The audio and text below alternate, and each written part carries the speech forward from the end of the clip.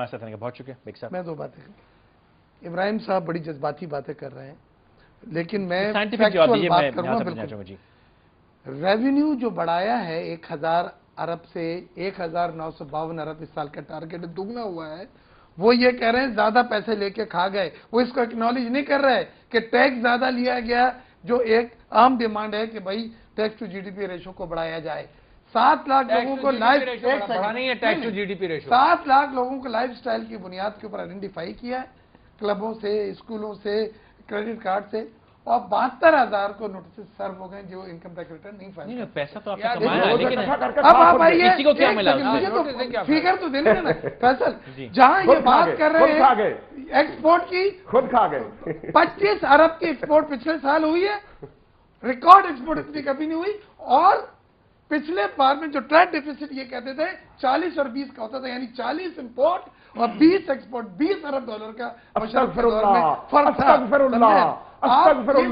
और मिर्जा साहब फिगर देखे, खुदा का वास्ता, अस्तगफिरुल्लाह अस्तगफिरुल्लाह।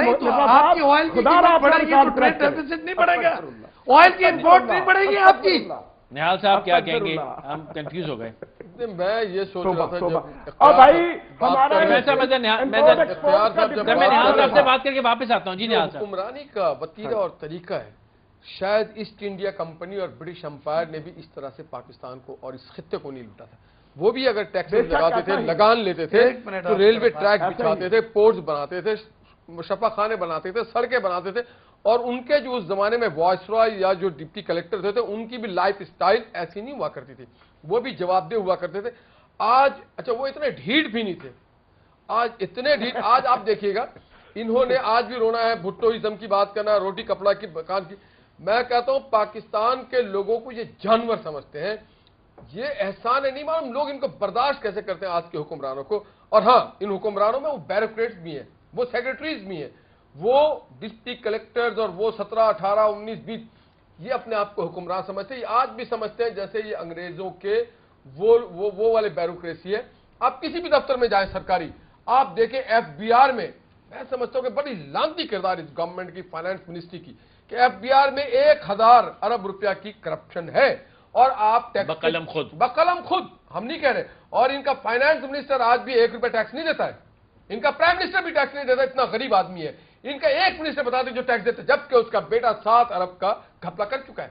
तो मैं ये समझता हूं कि जमहूर के नाम पे जो आपने कहा, जमहूर के साथ जो ये मजाक रहा, फिर law and order situation Karachi जैसे मेगा सिटी में आप देख लें कि कोई भी शख्स, सब नफ्सियाती मरीज बना दिए उन्होंने, हर तरफ गोली गाली गोली गाली। रहमान मलिक कल खड़ा होकर कह रहा है कि आज शुक्र खुदा को कोई टारगेट किलिंग नहीं। इतना कोई जाहिल आदमी झूठों का सरदार है। अब जब आप एक झूठे के सरदार, एक बिल्कुल ही लांती किरदार को आप अपना वजीर दाखिला बनाएंगे, तो आप जैसे लोग उस पार्टी में क्या कर रहे हैं, यकीनन इनके ऊपर कोई उंगली नहीं उठा सकता। मगर इस अलावा आप इस पार्टी में लांती किरदारों का एक रोल देखें, और फिर इनकी तहादी, फिर आप इन तहादी देखें, आप लिहाज रखें। आप नहीं यार, आप क्या लिहाज रखें, मुल्क डूब जाए आप लिहाज रखें, क्या बातें कर रहे हैं आप? इनकी तहादीस को देखें, किसी से रेल ये मुकद्दस गाय नहीं है, आप लिहाज वाला वक्त चला गया। मैं आपको बता रहा हूं वो वक्त आने वाला है कि लोग घरों में घुस के, अगर इनको ना घसीटे, मॉब घर में घुस के घसीटेगा इनको, क्योंकि उनके बच्चे 80 रुपए लीटर आपने दूध किया है। एक आदमी की तनख्वाह 5,000 रुपया, उसके 2 बच्चे छोटे, वो दूध पीते रोटी नहीं खा सकते हैं। फिर आपको शर्म नहीं आनी चाहिए, इनको शर्म आनी चाहिए। इनके बच्चे, उनके दूध है। हाँ, कल मैंने एक कॉलम सलीम साफी की बहुत अच्छी पढ़ी कि आसिफ जरदारी समेत सारे अपने बच्चे कराची के लाके छोड़ दे और सिक्योरिटी पे मामूल ना करें, आम लोगों की तरह लियाकताबाद में, लियारी में, मलीर लांडी में छोड़े, फिर इस शहर में अमन हो जाएगा, सुकून हो जाएगा। ना ये पैसे खरीदते भाई, हमारे नोटों पे पलने वाले। मैं तो कहता हूं फिरौन की भी हुकूमत इतनी गलत और इतनी खतरनाक ना होगी जितनी इनकी है। और जो फिरौन के कौम पे अजाब उतरा था, ये इस पार्टी के जो हुक्मरान उस पर अजाब उतरेगा। डॉक्टर साहब आप हंस रहे हैं। देखिए, मैं कह रहा हूँ कि अराफात का भी जिक्र हो गया, फिरौन का भी जिक्र हो गया, तारीख का भी जिक्र हो गया, मगर मेरे ख्याल से किसी की कान पर जूं तक नहीं रेंगेगी। है पाकिस्तान की तारीख के अंदर ये मुसलसल होता रहा है कि लोग लूटते हैं, जाते हैं, लाते हैं, हाँ, अच्छा बारी बारी आते हैं, कभी ये आए कभी वो आए, और इसी तरह से फिर वो जब प्रोटेक्शन अब ज़्यादा इनको चैलेंज करेंगे तो ये कहेंगे जिंदा है बीबी, जिंदा है, मर गई कौम, मर गई यार। इसी असना में जनाब यू सेलिब्रेट कि भाई कि शहादतें हुई हैं, उसके साथ साथ कौम को भी शहीद करते जाओ। ٹھیک ہے نا.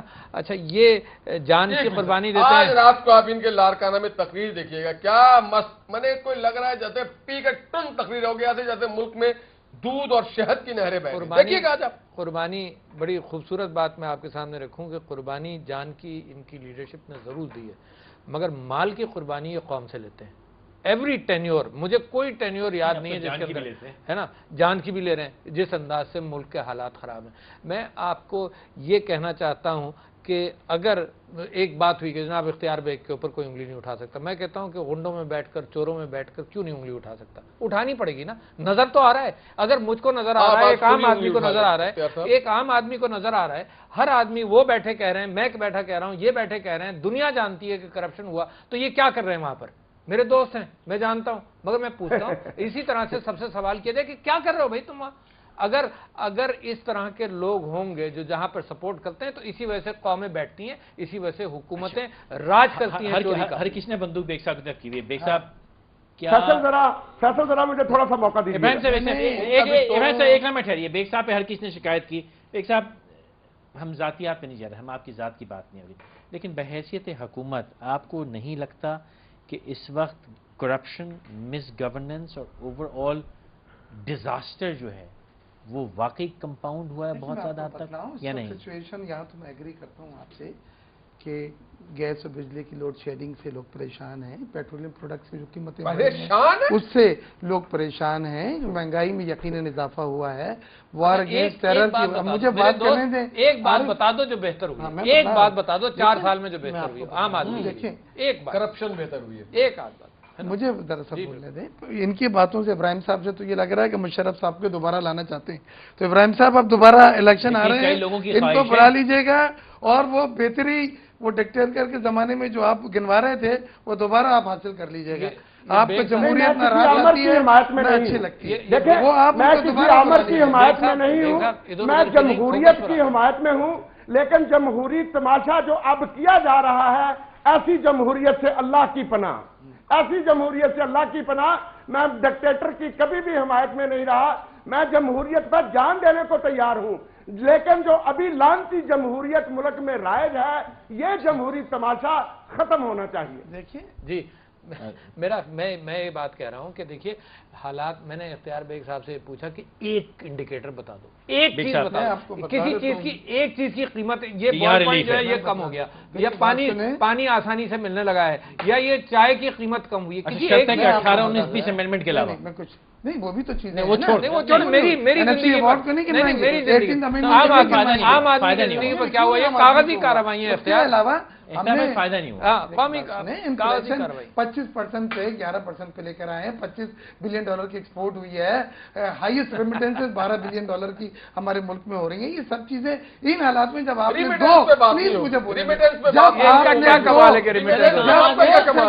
دو ناگہانی آفتیں آپ نے برداشت کی, سیلاب اور بارش, آپ نے وار اگینسٹ ٹیرر میں $65 ارب جھونک دیے, گورنمنٹ اور مالاکنڈ میں جھنڈے دوبارہ لگائے. یہ سب باتیں آپ نارمل سچویشن میں تو نہیں ہے نا.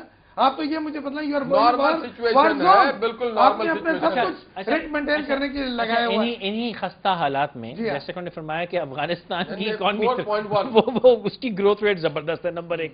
نمبر 2, اسی حالات میں آپ کے لیڈران کے اور آپ کے بھی لیڈران کے ماشاءاللہ کاروبار تو دن دگنی رات چگنی ترقی کر رہے ہیں. ان کے کاروباروں پہ افیکٹ نہیں ہو رہا, ان کے بچے تو سیٹ گھوم رہے پھر رہے, مطلب آکسفورڈ کیمبرج سے کم تو کوئی بات ہی نہیں ہو رہی. وہ صاحب لیڈروں کی کوئی کاروبار نہیں ہے, کاروباری قومی خزانے کے ارد گرد گھومنا. ہمارے لیڈران کے تو پھر کارخانے ہیں, کاروبار ہے, دفاتر ہے, ہزاروں ملازموں کو ہم نے 1900 آپ ایک صدی کا قصہ ہے, 2-4 دن کی بات نہیں ہے. دھندا تو ہے, ہزاروں لوگوں کو نوکریاں تو دی ہیں, ہزاروں لوگوں کو ہم نے نوکریاں تو دی ہوئی ہیں. انہوں نے کہا 2 ناگہانی آفتیں آئی ہیں پاکستان کے اوپر پچھلے 4 سال. ایک یوسف رضا گیلانی, میں کہتا ہوں کہ ایک تو آصف زرداری ہے, ایک پیپلز پارٹی کی حکومت ہے, یہ بہت بڑی آفت ہے ہمارے اوپر. اچھا فیصل ذرا مجھے ایک موقع دے. جی ابراہیم سے فرمائیں, تھوڑی سی بات, لیکن آپ سب کو ایک بات اگری کرنی پڑے گی, پھر اختیار بیگ صاحب کو تسلی سے جواب دینے دیں گے. وکٹ کیپر اچھے ہیں. اچھا میں بیگ صاحب سے نا جی, بیگ صاحب جب آپ اگلی پیپلز پارٹی کی میٹنگ میں جائیں تو بیگ صاحب آپ میرے بھائی ہیں، للہ خدا نہ خواستہ کسی کی تذیق نہیں چاہتا، اگر آپ کی خامیاں بتا رہے ہیں آپ کو شکریہ ادا کرنا چاہیے، یہ تنقید جو ہے یہ بہتری کے لیے ہے۔ جب آپ لوگ آئے تھے آپ روٹی کپڑا اور مکان کی بات کرتے ہیں، سریا مکان کا اہم حصہ ہے۔ جب آپ آئے تھے سریا 36 روپے کلو تھا، آج 80 روپے کلو ہے۔ جب آپ آئے تھے اینٹ 3000 کی 1000 تھی، آج 7000 کی 1000 ہے۔ جب آپ آئے تھے سیمنٹ کی بوری 212 روپے کی تھی، آج 428 روپے کی وہ ڈالر 60 روپے کا تھا، ارے اب بھائی ڈالر 90 روپے کا اچھا ہو بات گیا کر ہے۔ سر یہ چیزیں بات سن لیں، سیمنٹ کا ڈالر کپڑے بتا کی دو، بات سیمنٹ سن میں لیں، چھوڑ کرتے ہیں۔ ایک سال پاکستان میں آپ میں قیمتیں کم ہوئی ہیں، مہنگائی تو اوپر ہی جا بات رہی سن ہے۔ لیں۔ اچھا دوسری چیز کپڑا ہے، جب آپ آئے تھے تو کپڑا 36 روپے کا ایک گز تھا، اس سال مثالی کپاس کے باوجود کپڑا 83 روپے گز پہ چلا گیا۔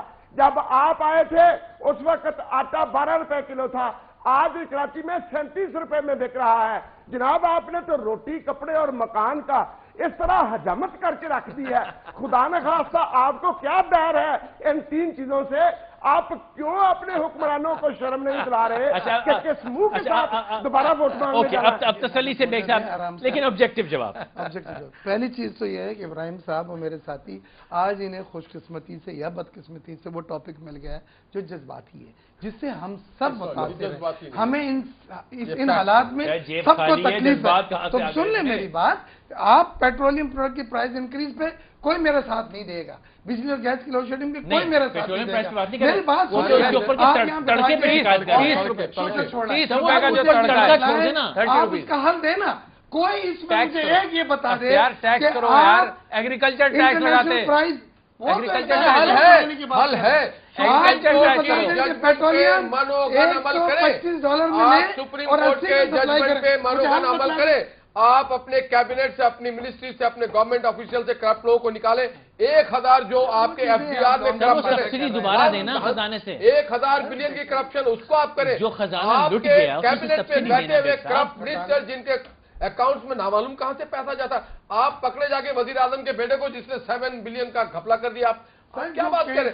آپ سپریم کورٹ پہ مرزا صاحب ایک چھوٹی سی بات سن لیں۔ سپریم کورٹ نے ہمیں راستہ دیا ہے، چینل پہ خبر چلی ہے اور آپ کے لیے بڑی اہم خبر ہے، سن لیں کہ پاکستان کے 5 کرپٹ ترین افراد کو پکڑ لیا جائے، ان کی نجائز دولت صرف نکلوا لی جائے تو پاکستان کے تمام قرضے اتر جائیں گے۔ تو کریں اور کس مرزا چیز کا انتظار ہے؟ صاحب قوم آپ سن کے لیں، سامنے میرے پڑ گئی ہے، بھائی ہیں، گورنمنٹ کرے گی، سن لیں ان 5 بندوں میں وہ جو